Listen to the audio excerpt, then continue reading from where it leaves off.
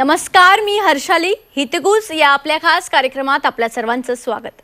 या कार्यक्रमात आपण विविध आजार, त्यावरील उपचार याबद्दल चर्चा करत असतो आणि तज्ञांचं मार्गदर्शन देखील घेत असतो. आणि आजचा आपला जो विषय आहे तो म्हणजे डायबिटिक आजार आणि पायांचं आरोग्य. आणि यावर मार्गदर्शन करण्यासाठी आपल्या स्टुडिओमध्ये आलेले आहे डॉक्टर संजय वैद्य. डॉक्टर, स्वागत आहे तुमचं. नमस्कार. डॉक्टर संजय वैद्य हे मुंबईतील अत्यंत कुशल आणि अनुभवी डायबिटिक फूट सर्जन आहेत, जे मधुमेह असलेल्या रुग्णांमध्ये पायाच्या आणि खालच्या अवयवांच्या गुंतागुंतीच्या स्थितीचे मूल्यांकन, निदान आणि शस्त्रक्रिया करण्यात त्यांचं कौशल्य आहे. त्यांच्या कौशल्यामध्ये डायबिटिक अल्सर, न्यूरोपॅथी संबंधित गुंतागुंत, चारकोट फूट विकृती आणि अंग वाचवण्याच्या प्रक्रियेसह मधुमेहाच्या पायाच्या समस्या हे सर्व काही आहे. हे 1988 पासून ते सराव करतायत. त्यांनी हजारो शस्त्रक्रिया यशस्वीपणे पार पाडलेल्या आहेत, ज्याचा उद्देश आहे हातपायांचं जतन करणं, मोस्टली पायांचं, आणि त्याच्या मधुमेहाच्या रुग्णांचं जीवनमान हे सुधारणं आहे. चला तर आपल्या मूळ विषयाला सुरुवात करूयात. तर सर, मधुमेहाच्या रुग्णांमध्ये प्लास्टिक सर्जरीची भूमिका काय असते आणि विशेषतः पायासंदर्भात? अतिशय चांगला प्रश्न आहे.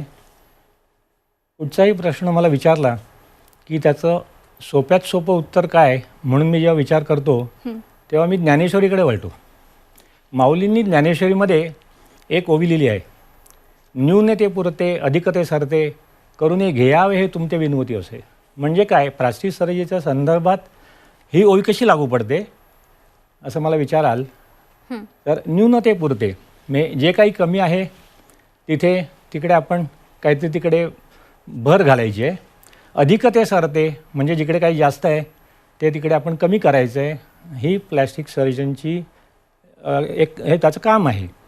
आता डायबिटिक फूट सर्जरीच्या संदर्भात ही ओवी कशी लागू पडेल तर न्यूनतेपुरते म्हणजे समजा एखाद्या रुग्णाला जंतुसंसर्ग झाला, आम्ही शस्त्रक्रिया करून त्याची पायाची त्वचा, आतमधली चरबी, मांस असं काढून टाकलं की त्यानंतर जी एक मोठी जखम होते, ती जखम भरून येण्याकरता त्वचारोपण किंवा फ्लॅप अशा प्रकारच्या ज्या सर्जरी केल्या जातात त्या सर्जरी ह्याच्यामध्ये मोडतील, म्हणजे न्यूनतेपुरते. आणि अधिकते सरते म्हणजे आता आपण पुढे ह्या विषयाला जेव्हा बोलू त्याविषयी तेव्हा लक्षात येईल की आपण न्यूरोपॅथी जी म्हणतो, त्यामुळे रुग्णाच्या पायाच्या नसा कमकुवत झाल्यामुळे त्यांच्या पायाचा आकार बदलतो. पायाचं जे समप्रमाणात पायावरती जे प्रेशर पडतं चालताना किंवा उभं राहताना ते तसं न राहता काही ठिकाणी जास्त प्रेशर पडतं आणि त्यातून तिकडे कॅलस किंवा घट्टा निर्माण होतो, तिकडून पुढे जखम होते. हे सगळं आपण पुढे बघूच. पण हे सगळं जे जास्त प्रेशर आहे ते प्रेशर कमी करणं हे सुद्धा प्लास्टिक सर्जनचं काम आहे. ओके. आणि तुम्ही या सर्वांची सुरुवात कुठून केली? मी जेव्हा 1988 मध्ये प्रॅक्टिस चालू केली तेव्हा अर्थातच मी कॉस्मेटिक सर्जरीसुद्धा करायचो. एखाद्या मुलीचं नाक छोटं असेल तर ते तरतरीत करून दिलं, तिचं लग्न जमलं की त्याच्यात एक आनंद असायचा. परंतु जेव्हा मी रेहेजा रुग्णालयामध्ये मानद शल्यचिकित्सक म्हणून काम करायला लागलो, डॉक्टर अरुण बाळ यांच्यासारखी दिग्गज त्या क्षेत्रात काम करतात त्यांच्याबरोबर मी काम करायला लागलो. तसंच diabetic food society of India ही जी संस्था यामध्ये कार्य करते, त्या संस्थेचं कार्य करायला लागल्यानंतर हळूहळू माझ्या लक्षात आलं की ही समस्या फारच गंभीर आहे आणि याच्यामध्ये रुग्णाचा पाय वाचवणं किंवा एखाद्या रुग्णाचा जीव वाचवण्याकरता आपण निमित्त होणं, याच्यामध्ये जो आनंद आहे तो कितीतरी पटीने जास्त आहे. त्यामुळे मग मी कॉस्मेटिक सर्जरी वगैरे हे बाकीच्या सर्व शाखा सोडून केवळ आणि केवळ डायबेटिक फूट सर्जरीवरतीच लक्ष केंद्रित केलं आणि त्याप्रमाणे मी माझी प्रॅक्टिस चालू ठेवली. ओके. आता भारतात आणि ओव्हरऑल जागतिक पातळीवर मधुमेह आणि त्यामुळे होणारे जे पायाचे विकार असतात, ही जी समस्या आहे ही कितपत गंभीर आहे? हो, फारच गंभीर परिस्थिती आहे. म्हणजे असं की आपण एक अशी कल्पना करूया की समजा सगळ्या मधुमेही रुग्णांना आपण एका ठिकाणी एकत्र केलं आणि त्याचा एक देश निर्माण केला तर तो जगातील 4थ्या लोकसंख्येचा देश होईल आणि त्यापैकी जवळजवळ 18% रुग्ण हे भारतात आहेत. त्याचप्रमाणे एकूण जे रुग्ण मधुमेही रुग्ण आहेत त्यांच्या आयुष्यामध्ये कोणत्या ना कोणत्या कारणाने जखम झाल्यानंतर त्याचे जे कॉम्प्लिकेशन्स होतात किंवा न्यूरोपॅथी होते ह्याचं प्रमाण सुमारे 15 ते 25% आहे. त्यामुळे आपण ही जागतिक पातळीवरती एक साधं उदाहरण देतो. आत्ता आपण सध्या बघतोय की दहशतवाद, युद्ध हे सगळीकडे जगभर चालू आहे. त्याच्यामुळे कुठे सुरुंगाचा स्फोट होऊन एखाद्याचा पाय जातो. हे साधारणपणे स्टॅटिस्टिक्स असं आहे की दर 30 मिनिटाला जगात कुठे ना कुठेतरी सुरुंगाच्या स्फोटामुळे एखाद्या व्यक्तीला आपला पाय गमवावा लागतो. आणि डायबिटीसच्या संदर्भात बोलायचं झालं तर जगामध्ये कुठे ना कुठेतरी दर 20 सेकंदाला कोणाचा तरी पाय कापला जात आहे. म्हणजे आत्ता मी हे वाक्य पूर्ण करेपर्यंत सुद्धा कुठेतरी जगाच्या कोपऱ्यात एखाद्या रुग्णाचा पाय किंवा एक काय मी तर म्हणेन 2 ते 3 रुग्णांचे पाय कुठेतरी कापले गेले आहेत. इतकी गंभीर समस्या आहे. त्याचप्रमाणे आणखीन एक विचार केला की लोकांना कॅन्सर म्हटलं की खूप भीती वाटते. तर आता breast cancer, Hodgkin's lymphoma, prostate cancer असे अनेक कॅन्सरचे प्रकार जे सर्वांना कॉमनली माहिती आहेत. परंतु ज्याला आपण 5 इयर मॉर्टॅलिटी रेट म्हणतो, म्हणजे रुग्णाचं कॅन्सरचं निदान झाल्यानंतर 5 वर्षानंतर किती टक्के रुग्ण जिवंत राहतात ह्याचं प्रमाण डायबेटिक फूटमध्ये कॉम्प्लिकेशन्स झाल्यानंतर जे रुग्ण मृत्यूदर आहे तो ह्या सगळ्या कॉमन कॅन्सरपेक्षा कितीतरी पटीने जास्त आहे. त्याच्यावरूनच आपल्याला ह्या प्रश्नाची गंभीरता आणि व्याप्ती लक्षात येईल. आता भारताचं म्हणायला गेलं तर भारतात लँडसेटचा एक 2-3 महिन्यापूर्वी जो अहवाल आला आहे त्यानुसार 10 कोटीहून जास्त अधिक रुग्ण मधुमेहाने ग्रस्त भारतात आहेत. आणि त्या व्यतिरिक्त डायग्नॉसिस न झालेले असे किंवा प्री डायबेटिक ज्यांना म्हणूया, म्हणजे ज्यांची शुगर थोडीशी हायर बॉर्डरला आहे किंवा अनेक वेळा तपासणीच न केल्यामुळे निदान झालेलं नाही आहे, असे जे अनेक रुग्ण आणखीन असतील त्यांची संख्या आपल्याला माहितीही नाही आहे. परंतु त्याच्यामध्ये सुद्धा लक्षात घ्या की हे इतके 10 कोटींपैकी सुमारे 15 ते 25% लोकांना त्यांच्या आयुष्यात कधी ना कधीतरी पायाचा विकार होणार आहे. म्हणजे जवळजवळ आपण असं बघतोय की भारतात 1.5 ते 2.5 कोटी लोकांना पायाचा प्रॉब्लेम होणार आहे. आणि आपल्याकडे ॲम्प्युटेशन रजिस्ट्री नाही आहे, परंतु ढोबळमानाने साधारणपणे 2 लाख लोकांना दरवर्षी भारतात मधुमेहामुळे पाय गमवावा लागतो. आणि हे जेव्हा पाय गमवावा लागतो म्हणतो मी तेव्हा ते हायर लेवल म्हणजे बिलोनी किंवा अबवनी ॲम्प्युटेशन ह्या सदरात ते मोडतं. म्हणजे केवळ बोटांची ॲम्प्युटेशन्स नाहीत, हे लक्षात घ्या. तेव्हा ही एक खरोखर मोठी गंभीर समस्या आहे. आता मधुमेही रुग्णांना पायाची जखम झालेलं बरेच वेळा आपण बघतोच, पण नेमकं मधुमेहाचं आणि पायाचं काय कनेक्शन आहे? पायाला का त्रास होतो त्याच्यामुळे? मधुमेहामध्ये लक्षात घ्या की डोळे, हृदय, किडनी आणि पाय ह्या 4 अवयवांवरती आपल्याला त्याचा परिणाम झालेला दिसतो. दुर्दैवाने काय आहे की पायाकडे तेवढं लक्ष दिलं जात नाही. म्हणजे कसं की डायबेटॉलॉजिस्टकडे रुग्ण गेला की त्याचं शुगर चेक केली जाते, किडनीला काही प्रॉब्लेम आहे असं वाटलं तर क्रिएटिनिन चेक केलं जातं. त्याचप्रमाणे डोळ्याचे रेटिनोपॅथी आहे का म्हणून त्याच्याकरता डोळ्याचा चेकअप केला जातो, हार्टचा ECG 2D एको केला जातो. परंतु पायाकडे तेवढं लक्ष दिलं जात नाही, ही एक खेदाची बाब आहे असं मला वाटतं. आणि हे निश्चितच बदलायला पाहिजे. ह्याच्यामध्ये आपल्याला नक्कीच बदल घडवून आणायला हवा आहे. ओके डॉक्टर, याच अनुषंगाने गँग्रीन म्हणजे काय याबद्दल थोडं सांगा. गँग्रीन म्हणजे थोडक्यात म्हणजे बोट किंवा शरीराचा कुठचाही भाग मृत होणं, याला गँग्रीन अशी संज्ञा आहे. आता डायबिटीसच्या रुग्णांमध्ये 2 प्रकारचे गँग्रीन संभवतात. एक म्हणजे इन्फेक्शन झाल्यामुळे, म्हणजे जंतू प्रादुर्भाव किंवा जंतू संसर्ग झाल्यामुळे तिकडे जे जास्त प्रमाणात पेशींची डेड झाल्यामुळे म्हणा किंवा तिकडल्या रक्तवाहिन्या बंद झाल्यामुळे तिकडे गँग्रीन होतो. आणि दुसरा हा व्हॅस्क्युलर गँग्रीन, म्हणजे पायातला रक्तप्रवाह कमी झाला आहे आणि कुठेतरी छोटीशी जखम झाली आणि त्याच्यामुळे अगदी त्या छोट्या जखमेंना सुद्धा तिकडे रक्त पोचत नसल्यामुळे तो गँग्रीन होतो. त्याला ड्राय गँग्रीन किंवा व्हॅस्क्युलर गँग्रीन असं आपण म्हणतो. तेव्हा हे 2 वेगवेगळ्या प्रकारचे गँग्रीन डायबिटीसच्या पेशंटमध्ये दिसून येतात. ओके, आता यावर उपचारांचे पर्याय काय काय आहेत याबद्दल थोडं ब्रीफमध्ये सांगा. आता आपल्याकडे आधुनिक उपचार पद्धतीमध्ये खूपच वेगवेगळ्या उपचार पद्धती निघालेल्या आहेत, ज्या पूर्वी उपलब्ध नव्हत्या. साधं सांगायचं झालं तर कुठचाही रुग्ण आपल्याकडे आला इन्फेक्शन घेऊन, की त्याला जर का ते काही इन्फेक्शन नसेल, म्हणजे जंतुसंसर्ग नसेल, तर साधी गोष्ट म्हणजे योग्य प्रकारचं ड्रेसिंग करणं, योग्य प्रकारची पादत्राणं देणं, की ज्या योगे त्या जखमेवरती वजन येणार नाही किंवा प्रेशर येणार नाही, हे काळजी घेणं. तिकडे कोणत्याही प्रकारे पाणी लागू नये किंवा धूळ माती लागू नये, हे असं सगळं आपल्याला सांभाळावं लागतं. त्याच्यामध्ये ड्रेसिंगचे अनेक प्रकार आहेत. म्हणजे पूर्वीच्या काळी फक्त काही साधे आपल्याला मलम माहिती होती किंवा जे आपण सर्वसाधारणपणे टी व्हीवरती जे बघतो, पण आता त्याच्यामध्ये बरीच सुधारणा झाली. म्हणजे आता त्याच्यामध्ये वेगवेगळ्या प्रकारचे फोम ड्रेसिंग्स झाले आहेत, ज्याच्यामध्ये की सिल्वर ड्रेसिंग्ज आहेत. हे अशा प्रकारे अनेक प्रकारचे वेगवेगळे ड्रेसिंग झाले आहेत. त्याच्याशिवाय निगेटिव्ह प्रेशर वूंड थेरपी म्हणजे एक व्हॅक्यूम असिस्टेड क्लोजर ज्याला म्हणता येतं, म्हणजे की जखमेवरती आपण एक फोम लावून तो एका मशीनला कनेक्ट करतो आणि जे काही स्त्राव जखमेतनं येत असतो तो त्या मशीनमध्ये सतत ते कंटिन्युअस मशीन चालू असतं आणि त्याला एक ते कॅनिस्टर किंवा जी आतमध्ये डबी असते त्याच्यामध्ये तो खेचून घेतला जातो. त्यायोगे काय होतं की तिकडे जे जखमेतले येणारे स्त्राव जमा होत नाहीत आणि ते तिकडे खेचून घेतले जातात.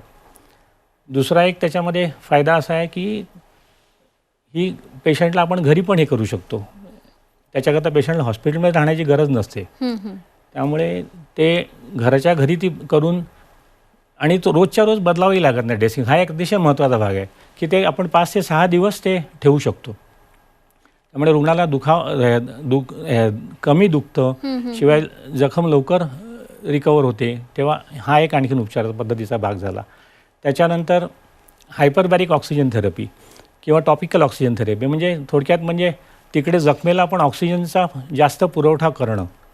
हे अशा पद्धतीने आपण केलं तर जखम लवकर भरायला मदत होते. त्याच्यामध्ये अर्थात वेगवेगळे प्रकार आहेत की कोणाला हायपरबॅरिक देऊ शकतो, कोणाला नाही देऊ शकत. म्हणजे त्यांना हृदयाचा विकार असेल तर त्यांना आपण हायपरबॅरिक ऑक्सिजन थेरपी देऊ शकत नाही. मग त्यावेळेला टॉपिकल ऑक्सिजन थेरपी म्हणजे फक्त पायाभोवती एक पिशवी लावून त्याच्यामध्ये आपण ऑक्सिजन भरून त्या रुग्णाच्या त्या जखमेवरती आपण ऑक्सिजन सप्लाय करतो. त्यानंतर लेझर्स, आता अनेक वेगवेगळ्या प्रकारचे लेझर्स आहेत आपल्याकडे. त्याच्यामध्ये 2 प्रकारचे लेझर आहेत. एक की कार्बन डायऑक्साईड लेझर जो आपण कटिंगसाठी वापरतो आणि दुसरा लेझर आहे तो वुंड हिलिंग करता वापरला जाणारा लेझर आहे. तर त्याच्यामध्ये एक RBM लेझर आहे की जो दिल्यामुळे तिकडल्या पेशींना पुनरुज्जीवित करून तिकडे जखम भरण्याची प्रक्रिया लवकर करण्यासाठी आपण ते लेझर वापरू शकतो. त्याचबरोबर डिब्राइडमेंट ज्याला आपण म्हणतो, म्हणजे जखम साफ करण्याकरता आपण सर्वसाधारणपणे सर्वांना माहिती आहे की एक सर्जिकल ब्लेड किंवा स्कॅल्पेल घेऊन ते सगळं कापलं जातं. परंतु तेवढंच नाही आहे. आता आपल्याला त्याच्यातही वेगवेगळ्या उपचार पद्धती आहेत. म्हणजे हायड्रो सर्जरी सिस्टम, म्हणजे केवळ एक अतिशय प्रभावी असा वॉटर जेट, त्याच्या साहाय्याने आपण अतिशय कौशल्याने फक्त खराब असलेल्या पेशी त्या आपण त्यातनं काढून टाकू शकतो आणि जखम लवकर चांगली स्वच्छ करू शकतो. किंवा अगेन कार्बन डायऑक्साईड लेझर मी म्हटलं तसं त्यांनी आपण ते वेपोराईज करून जखम स्वच्छ करू शकतो. अल्ट्रासोनिक डिब्राइडमेंट आहे, म्हणजे अल्ट्रासाऊंडचा उपयोग करून त्या मशीनच्या साहाय्याने, अर्थात हे वेगवेगळ्या प्रकारच्या उपचार पद्धती आपल्याला त्याच्यामध्ये वापरता येतात.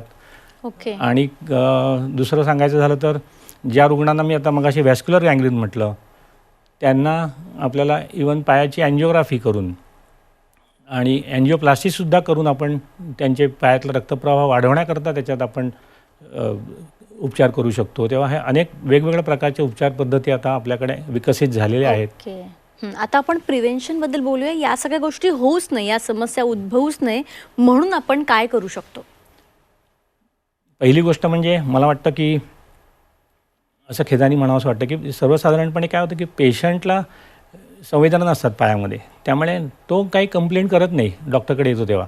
त्यामुळे तो चपला घालून आला, त्याच्या पायात जखम आहे, परंतु तो डॉक्टरला बोलत नाही. पण मला असं वाटतं की आपल्याकडे प्रत्येक डॉक्टरनी मधुमेह रुग्णाचं पाय तपासणं अतिशय जरुरी आहे. आणि ती पायाची तपासणी ही त्याच्या किती प्रमाणात प्रॉब्लेम आहे त्याच्यावरती अवलंबून किती फ्रिक्वेन्सीनी करायला पाहिजे.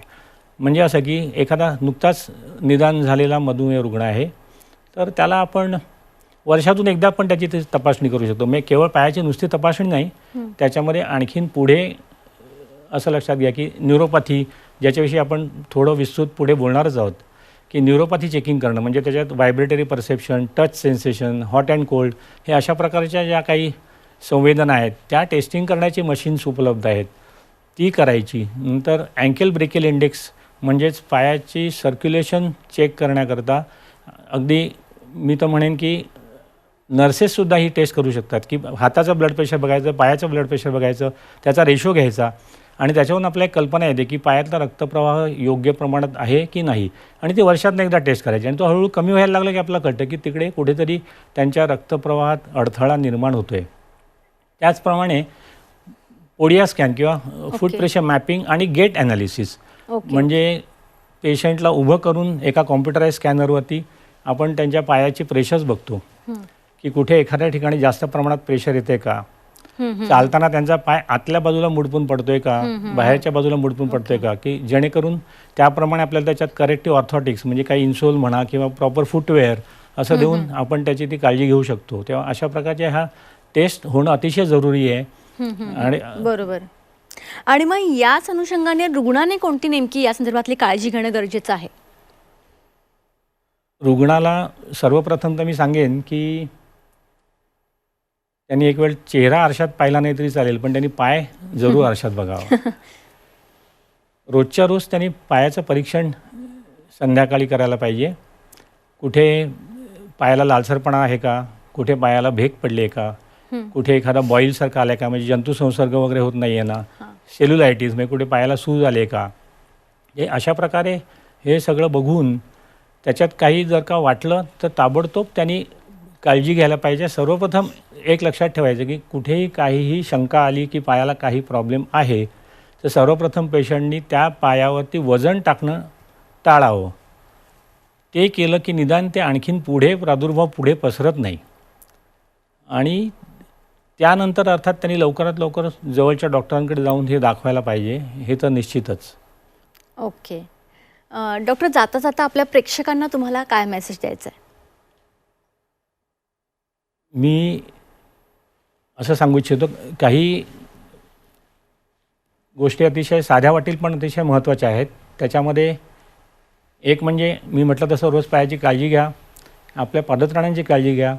घरातसुद्धा अजिबात कधीही अनवाणी चालू नका, विशेषतः न्यूरोपॅथी झाली असेल तर. पायामध्ये मोजे घालून झोपा, जे अगदी सुती लूज सॉक्स म्हणूया आपण, असे मोजे घालून झोपा. पायाला मॉइश्चरायझर लावा. त्या मॉइश्चरायझर लावताना लक्षात घ्या की कुठचंही मॉइश्चरायझर हे मॉइश्चर क्रिएट करत नाही तर ते रिटेन करतं, म्हणजे की पाय धुवून पुसून मग त्याला मॉइश्चरायझर लावा. कोरड्या त्वचेवरती मॉइश्चरायझर लावून त्याचा काहीही फायदा होणार नाही आहे. त्यानंतर पादत्राणं घालताना म्हणजे बूट म्हणा, चपला म्हणा, घालतानासुद्धा त्यांनी काळजी घेतली पाहिजे. म्हणजे आतमध्ये हात घालून चेक करा, की कधी कधी काय मी असे पाहिलेत रुग्ण की त्यांच्या बुटातून आतमध्ये खिळा आला आहे पण त्यांना संवेदना नसल्यामुळे त्यांना कळत नाही आणि ते दिवसभर तसेच चालत राहतात आणि जखम होते, त्यातनं जंतुसंसर्ग होतो. तेव्हा हे सगळं टाळता येण्यासारखं आहे. पायाची नखं कापताना काळजी घ्यायला पाहिजे. त्यांना स्वतःची नखं कधी कधी कापता येत नाहीत. विशेषतः मी मगाशी म्हटलं की जे गँग्रीन आहे, तर गँग्रीनच्या केसेस अगदी तुम्हाला सांगतो की एखादं इनग्रोईंग टोनेल काढलं आहे किंवा नेल ॲव्हल्जन म्हणजे थोडं कुठे आपटून निघालं आहे, तिथपासून ते अगदी न कापताना थोडीशी जास्त कापलं गेल्यामुळे तिकडे ते जखम झाली, तर त्यातूनसुद्धा गँग्रीन झालेलं मी पाहिलेलं आहे. त्यामुळे ही सगळी काळजी अतिशय घेणं काळजीचं गरजेचं आहे. अगदी. तुम्ही या ठिकाणी आला, खूप चांगलं मार्गदर्शन केलं, त्यासाठी तुमचे मनापासून धन्यवाद. तर आजचा आपला विषय होता डायबेटिक आजार आणि पायांचं आरोग्य, आणि या विषयावर डॉक्टर संजय वैद्य आपल्यासोबत होते. त्यांनी खूप चांगल्या रीतीने या ठिकाणी मार्गदर्शन केलेलं आहे. तुम्हाला सुद्धा असे काही सिम्पटम्स दिसत असतील तर ते दुर्लक्ष करू नका. तुम्हाला स्क्रीनवर जो कॉन्टॅक्ट नंबर दिसतोय त्यावर तुम्ही कॉन्टॅक्ट करू शकता. कार्यक्रमात आता वेळ झाली आहे इथेच थांबण्याची. ताज्या बातम्यांकरिता पाहत रहा C24 तास.